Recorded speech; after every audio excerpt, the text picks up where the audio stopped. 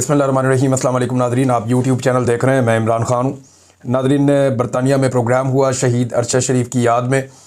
मैं तमाम सहाफ़ियों का शुक्रिया अदा करता हूँ जिन्होंने इस प्रोग्राम को ऑर्गेनाइज़ किया और उन्होंने याद रखा हमारे प्यारे साथी शहीद अरशद शरीफ को। इस साल 23 अक्टूबर को उनकी बरसी है।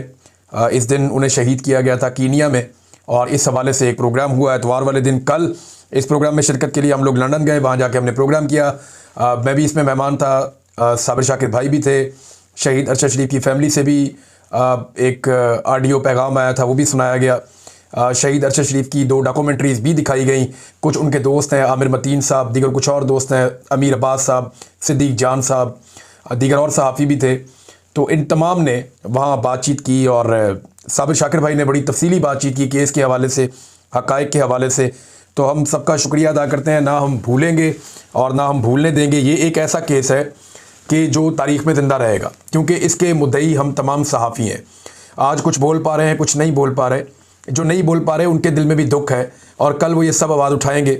ये जिन लोगों ने जुल्म किया है वो हमेशा इन सीटों के साथ चिपके नहीं रहेंगे। हम उन्हें कटहरे के अंदर लेकर आएंगे। जब ये मतला साफ़ होगा तो उन्हें इसका जवाब देना पड़ेगा।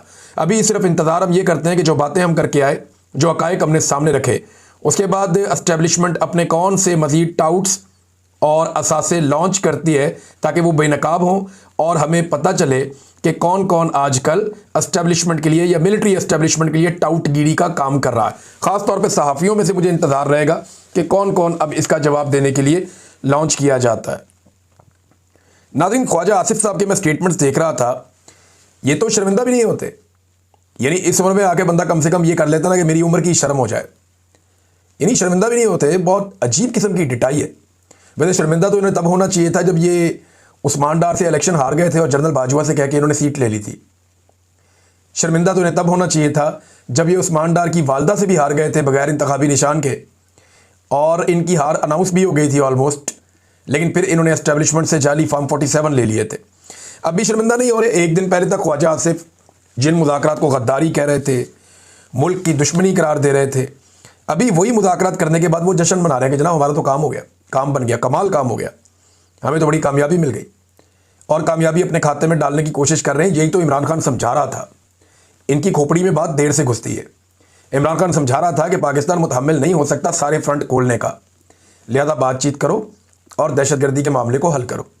अभी भी मौका है। इमरान खान साहब ने जो बाकी बातें समझाई हुई हैं दहशतगर्दी से निपटने के लिए, उस पॉलिसी के ऊपर आप चलें। ताकत का इस्तेमाल कम करें, दिमाग का इस्तेमाल ज़्यादा करें।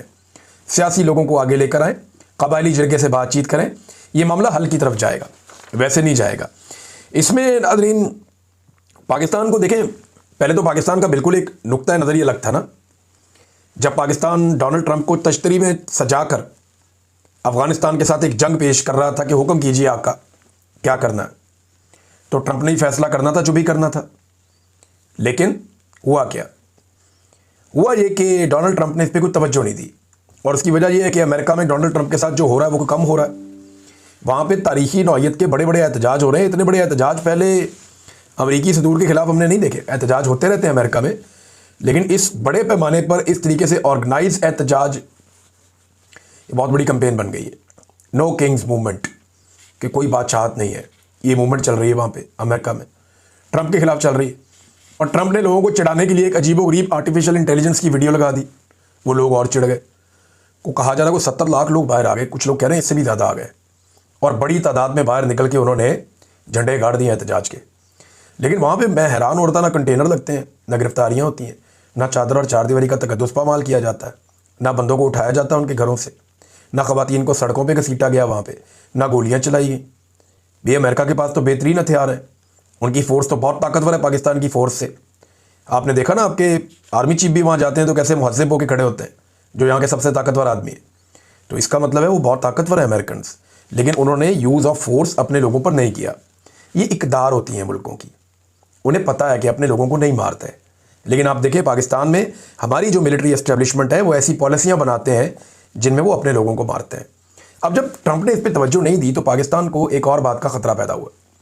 पाकिस्तान के पास कुछ इंटेलिजेंस रिपोर्ट्स हैं, और ये मैं आपको ज़िम्मेदारी के साथ कह रहा हूँ, इक्का दुक्का जगह पे ये चीज़ें छपी भी हैं, लेकिन मैं जो आपको न्यूज़ दे रहा हूँ ये मैं अपने सोर्स से आपको खबर दे रहा हूँ, और ये कंफर्म भी कर सकते हैं जो जर्नलिस्ट हैं इस्लामाबाद में, रावलपिंडी में। पाकिस्तान की इंटेलिजेंस के पास ये इतला है कि भारत बहुत जल्द अगले 1 या 2 महीने में कोई ना कोई फॉल्स फ्लैग ऑपरेशन करके दोबारा पाकिस्तान के साथ ऑपरेशन सिंदूर जैसी सूरत पैदा कर सकता है। ऐसे में अफगानिस्तान के साथ एक पंगे में लगातार रहना और फिर भारत जैसे खतरे का सामना करना, ये दोनों चीज़ें अगर एक साथ होती हैं तो पाकिस्तान के लिए बड़ी प्रॉब्लम हो सकती थी। लिहाजा उस वक्त पाकिस्तान ने फ़ौरन कोशिश की, कतर को बीच में डाला और फिर हमारा एक सीज़ फायर का मुआहदा हो गया। अब सीज़ फायर का मुआहदा तो हमारे पास है, लेकिन यहाँ पे एक और ख़बर आई है जो बड़ी तशवीशनाक है। ख़बर यह है कि बड़ी खामोशी के साथ ये काम डाला गया और इफ्तिखार फिरदौस साहब हैं और बड़े तजुर्बाकार आदमी, इन्होंने इसकी निशानदेही की। फिर हमारे कुछ और जर्नलिस्ट हैं, उन्होंने भी निशानदेही की कि कतर ने पहले जो एक जारी किया था एलामिया, कतर से जारी हुआ था पाकिस्तान और अफ़गानिस्तान के मुज़ाकरात का, उस एलामिया में वर्ड बॉर्डर इस्तेमाल किया गया था, सरहद का लफ्ज़ इस्तेमाल किया गया था अफ़गानिस्तान और पाकिस्तान के बीच में। लेकिन फिर तालिबान के कहने पे उस लफ्ज़ को ख़त्म कर दिया गया, क्योंकि अफ़गानियों का ये मानना है चाहे वो तालिबान है चाहे वो तालिबान नहीं है। अब ये आप नहीं कह सकते कि जी तालिबान की ये सोच है, नहीं, ये अफ़गानिस्तान के अंदर रहने वाले लोगों की सोच है और पाकिस्तान में भी कुछ लोगों की ये सोच बाज़ औक़ात होती है। अफ़गानिस्तान में रहने वाले लोगों की ये सोच है कि ये ड्यूरेंट लाइन है, ये कोई मुस्तकिल सरहद नहीं है, हमें इसके आर पार जाने का पूरा हक़ है। दोनों तरफ हमारे लोग रहते हैं, कबाइल रहते हैं, यानी आधा गाँव जो है वो अफ़गानिस्तान में, आधा गाँव पाकिस्तान में है, तो हाउ इज़ इट पॉसिबल कि लोग आपस में ना मिले। तो वो इसको बॉर्डर तस्लीम नहीं करते और उनके कहने के ऊपर जो है वो ये कर दिया कतर ने कि लफ्ज़ बॉर्डर ख़त्म कर दिया। और इससे बड़ी हैरत की बात यह है कि पाकिस्तान ने इस पर एतराज़ कोई नहीं किया, खामोशी। देखिए, कतर कुछ करे, यूएई कुछ करे या सऊदी अरब कुछ करे या डोनाल्ड ट्रंप कुछ करे, इवन अब तो कोई इसराइल भी कुछ करे, तो पाकिस्तानी हुक्मरान नहीं बोलते, ये खामोश रहते हैं। और पाकिस्तान नॉर्मली कोशिश करता है कि इनके साथ पंगा ना ले, क्योंकि हमारे जो एस्टेब्लिशमेंट है या हमारे जो हुक्मरान हैं उनके इनके साथ दरीना और बड़े अच्छे मरासिम होते हैं, ये कारोबार भी यहीं पे जाकर करते हैं, मामलात भी अपने इन्हीं के सामने हमेशा रखते हैं। एक और बहुत बड़ी डेवलपमेंट हुई नाज़रीन पाकिस्तान में, मुझे आपके साथ शेयर करनी बहुत ज़रूरी और बड़ी डेवलपमेंट है, और मैं पूरी कौम को मुबारकबाद पेश करता हूँ कि मई में जो एक लड़ाई हुई थी ना इंडिया और पाकिस्तान की, जिसमें इंडिया के तैयारी गिर गए थे, मियाँ नवाज शरीफ को अब वो बात पता चल गई है। मियाँ नवाज शरीफ साहब ने अब स्टेटमेंट जारी किया वो मई वाले इंसिडेंट का। इंडिया और पाकिस्तान की जो जंग मई में हुई थी, जून, जुलाई, अगस्त, सितंबर, अक्टूबर, ये अक्टूबर के मिड में आके, बल्कि मिड के भी बाद, मियाँ नवाज शरीफ साहब को पता चल गया कि जनाब इंडिया और पाकिस्तान की तो लड़ाई लगी थी, और अब उन्होंने स्टेटमेंट जारी कर दिया। मियाँ साहब का स्टेटमेंट है, पाकिस्तान हमारी रेड लाइन है, पाकिस्तान की तरफ किसी को मैली आंख से देखने नहीं देंगे। क्या बात है मियाँ साहब की। मियाँ साहब आप सिर्फ 6 महीने लेट है, 5 महीने, लेकिन आपने स्टेटमेंट कमाल दिया। लेकिन अब आपको मालूम हुआ कि लड़ाई हो रही है, यानी आपको बताया ही नहीं किसी ने मियाँ साहब कि लड़ाई तो गुजर गई है, तो लड़ाई के बाद जो मौका याद है वो अपने मुंह पे मारना चाहिए। मियाँ साहब आप वही है ना जिन्होंने मोदी साहब को अपने घर शादी पे बुला लिया बगैर वीज़े के, बाकी लोगों के साथ बहुत सारे लोग और भी आ गए थे। आप वही है ना जिनकी दिलचस्पी कश्मीरी क़यादत से मिलने से ज़्यादा भारतीय कारोबारी हजरात से मिलने में रहती है। मियाँ साहब आप वही है ना जो साड़ियाँ और आमों के तोहफे भिजवाते हैं और वो वहाँ से आपको इल्ज़ामात भिजवाते हैं, वही है ना मियाँ साहब आप। तो आप ये बात कैसे कह सकते हैं? हमला तो हमारे ऊपर नरेंद्र मोदी ने किया था, ऑपरेशन सिंदूर, और अनाउंस करके किया था। उस वक्त आप बोले नहीं, एक लफ्ज़ नहीं बोले, और जब लड़ाई ख़त्म हो गई, लोग भूल भाल गए, तो मियाँ साहब का स्टेटमेंट आ गया कि मैली आंख से नहीं देखने देंगे। भाई कौन देख रहा है मैली आंख से? अफगान हुकूमत के साथ आपके मुज़ाकरात हो गए, अब तो कोई नहीं देख रहा। इंडिया ने आपको जब मैली आंख से देखा था तो आपका ट्विटर बिल्कुल खामोश रहा और कई महीने तक खामोश रहा, और अब जाके मियाँ साहब का लगता है ट्विटर स्लो है, या मियाँ साहब का अपना ही कोई सिस्टम स्लो है कि मियाँ साहब को महीने लग जाते हैं बात को समझने में। जब पाकिस्तान वापस आने का वक्त था मियाँ साहब आए नहीं, और जब सब कुछ हाथ से निकल गया तो मियाँ साहब पाकिस्तान आ गए। फिर मियाँ साहब वज़ीर आज़म बन नहीं सके, उस बात का भी उन्हें बहुत को महीने लग जाते हैं बात को समझने में। जब पाकिस्तान वापस आने का वक्त था मियाँ साहब आए नहीं, और जब सब कुछ हाथ से निकल गया तो मियाँ साहब पाकिस्तान आ गए। फिर मियाँ साहब वज़ीर आज़म बन नहीं सके, उस बात का भी उन्हें बहुत दुख है, बड़ी तकलीफ़ है। नादरीन, एस्टेब्लिशमेंट को एक बड़ी मुसीबत और पड़ी हुई, ये जो सुहेल अफरीदी है ना, एक तो ये हाथ नहीं आ रहा। इसने अब जो एक्टिविटी की है ना कि जरगा बुलाएंगे, और एक बड़ा जरगा बुलाएंगे कबायली इलाकों का, सरदारों का, माहिदीन का, ये एक बहुत बड़ी एक्टिविटी होने जा रही। इससे पहले जब ये एक्टिविटी हो रही थी तो पाकिस्तान की मिलिट्री एस्टेब्लिशमेंट को इतना प्रॉब्लम हो गया था गंडापुर के दौर में कि उन्होंने बहुत प्रेशर बना लिया था। गंडापुर के साथ, तवातर के साथ मुलाकातें की गई थी। फिर हमने देखा वहाँ पे एक पुलिस का ऑपरेशन भी हुआ था जिसमें पैरामिलिट्री भी मौजूद थी, और फिर वहाँ पे कुछ लोग जो हैं वो जाँ बहक भी हो गए थे। बड़ा रोला पड़ गया था, बाद में फायर फाइटिंग के लिए गंडापुर को भेजा भी गया था। लेकिन पूरी कोशिश की गई कि एक तो जगह कामयाब ना हो, और अगर हो जाए तो उसके मुतालबा दब जाए मुख्तलिफ खबरों के अंदर। अब दोबारा जरगा बुलाया जा रहा है और बड़ा जरगा बुलाया जा रहा है, तो एस्टेब्लिशमेंट को खलबली मच गई, परेशानी हो गई कि ये जरगा जो है रिपोर्ट होगा पूरे पाकिस्तान में, सोशल मीडिया इसको रिपोर्ट करेगा, रोला पड़ेगा। और खैबर पख्तूनख्वा की जो हुकूमत है वो इसको खुद कर रही है, तो वो सिस्टम से भी इसको सपोर्ट लेकर देगी। लेकिन एक मेरी गुजारिश है कि खैबर पख्तूनख्वा की हुकूमत को, या पाकिस्तान तहरीक इंसाफ की जो हुकूमत है खैबर पख्तूनख्वा में, उन्हें हर लिहाज से इस जरगे की सिक्योरिटी का ख़ास ख्याल रखना होगा, और उन्हें ख़ास ख्याल रखना भी चाहिए, क्योंकि ये बहुत इम्पॉर्टेंट जरगा है और दुश्मन इसे सबोटाज करने की कोशिश कर सकता है। जो दहशतगर्द हैं वो इसका फ़ायदा उठाने की कोशिश कर सकते हैं, लिहाजा इसमें जो है वो कोशिश की जाए कि ऐसा कुछ ना हो। नाज़रीन, इसराइल ने अमली तौर पर जो जंगबंदी है वो ख़त्म कर दी। मैं आपको जब ये कह रहा हूँ तो ज़िम्मेदारी के साथ कह रहा हूँ। खबरें आ गई पूरी दुनिया से, खबरें आ गई हैं कि इसराइल ने मुहासरा बहाल कर लिया। इमदादी जो सरगर्मियाँ हो रही थी, जो फ़लस्तीनियों के लिए खाना आ रहा था, पानी आ रहा था, दवाइयाँ आ रही थी, इमदाद आ रही थी, वो सारा सिलसिला भी इसराइल ने रोक दिया है और बमबारी भी शुरू कर दी है। हमास का स्टेटमेंट भी आ गया, एक इसराइली वज़ीर का स्टेटमेंट भी आ गया। वज़ीर दिफा जो है इसराइल का, उसने हमास के ख़िलाफ़ सख्त कार्रवाई का हुक्म दे डाला है। 20 मुकामात पर फ़िज़ाई हमले इसराइल ने किए हैं गुज़िश्ता 24 घंटों में, 20 मुकामात पर। और ये भी जंगबंदी है जिसके ऊपर पाकिस्तान दस्तखत करके इतरा रहा है, जिस पर रोज़ाना की बुनियाद पर हाफिज़ ताहिर अशरफी साहब कहते हैं जनाब कि ये तो फील्ड मार्शल और शहबाज शरीफ को क्रेडिट चाहता है, इनके खाते में डालते हैं। तो और ये कहते हैं जी डोनाल्ड ट्रंप को क्रेडिट जाता है। ये उन सारों को क्रेडिट जाता है जो बमबारी हो रही है, जो इसके अंदर शामिल थे। बहरहाल हमास ने क्या कहा, मेरे ख्याल में पहले वो सुन ले। हमास ने कहा कि हमने मुआहदे की मुकम्मल पाबंदी की है, कोई खिलाफ वर्जी नहीं की। काबिज़ इसराइल ने पहले दिन से मुआहदा तोड़ा है और आम शहरियों पर हमले किए, इमदाद रोकी है, ख़वातीन और बच्चों को रिहा नहीं किया, शहदा की लाशों की बेहुरमती की है, तबाही का जिम्मेदार इसराइल है। ये जनाब हमास का स्टेटमेंट है। RTE उर्दू के ऊपर ये स्टेटमेंट छपा है।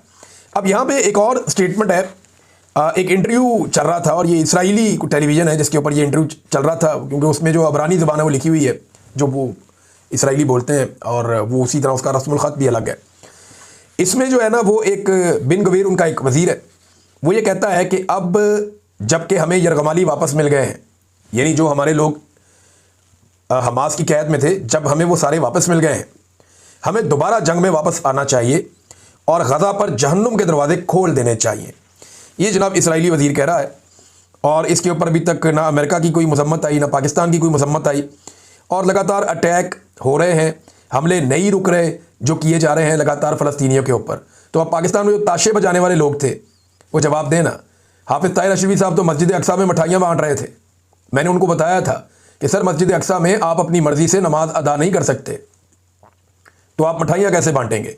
ये सिर्फ एक माहौल बनाया गया था अपने यरगमाली वापस लेने के लिए। इसराइल को अगर मुसलमान मुल्कों ने पाबंद ना किया और डोनाल्ड ट्रंप के ऊपर दबाव ना डाला तो ये जंगबंदी फिर ख़त्म ही समझें, बल्कि अब तो ख़त्म हो गई है। इसको अगर दोबारा शुरू करवाना है तो दबाव इन्हें डालना पड़ेगा, वरना मेरी दानिश में चीज़ें वैसे ही चलेंगी जैसे पहले चल रही थी। नाज़रीन, इमरान खान की बहन नौरीन खानम ने कहा कि इमरान खान के बकौल वो जानते हैं, यानी इमरान खान ने खुद कहा कि ये मुझे कभी नहीं छोड़ेंगे क्योंकि मुझसे डरते हैं। उन्हें पता है इमरान खान की हुकूमत आ जाएगी या ये हुकूमत को गिरा देगा वापस आके बाहर। और ये बात सच है।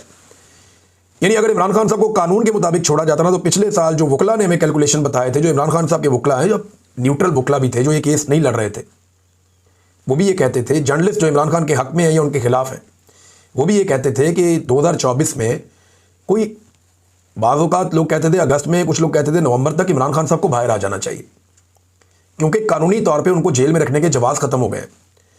लेकिन क्योंकि मौजूदा मिलिट्री एस्टेब्लिशमेंट और हुकूमत ये समझती है कि इमरान खान इनके लिए बहुत बड़ा ख़तरा है, उसकी मकबूलियत इतनी ज़्यादा है कि जिस दिन वो जेल से बाहर निकलेगा वो पाकिस्तान के अंदर उसका सिक्का चलेगा, वो निकलेगा और चीज़ों को कंट्रोल कर देगा, फिर लोग उससे इशारा मांगेंगे करना क्या है। तो इस सूरत हाल में ये रिस्क नहीं ले सकते। ये इमरान खान को कभी नहीं छोड़ेंगे, ये इमरान खान साहब खुद भी जानते हैं। इमरान खान को छुड़वाना पड़ेगा, ये कभी नहीं छोड़ेंगे, और छुड़वाने के लिए पाकिस्तान की आवाम को रोल प्ले करना पड़ेगा। वरना अगर किसी को लगता है कि ये इमरान खान को वैसे ही छोड़ देंगे, तो जब तक ये मुकम्मल तबाही नहीं फेर देंगे तब तक इमरान खान को नहीं छोड़ेंगे। नाज़रीन, मोतीउल्लाह जान साहब का एक केस हुआ था, आपको याद होगा, जब 26 नवंबर को कत्लेआम हुआ था, तो कुछ सहाफ़ी इन्वेस्टिगेशंस कर रहे थे, उनमें एक मोतीउल्लाह जान भी थे। उन्हें गिरफ्तार कर लिया गया था, फिर उन्हें अगवा किया गया, फिर गिरफ्तारी डाल दी गई, मंशियात का मुकदमा उनके ऊपर डाल दिया। बाद में वजीर शदीर बीच में पड़े, रोला पड़ गया, राणा सनाउल्लाह ने कहा नहीं जी बड़ी ज़्यादती हुई, हम पुलिस से पूछेंगे। वो अब पता चला पुलिस ने चालान जमा करा दिया मोतीउल्लाह जान का। पूरे इस्लामाबाद में रोला पड़ा हुआ है, सहाफ़ी रोला डाल रहे हैं, सियासतदान रोला डाल रहे हैं।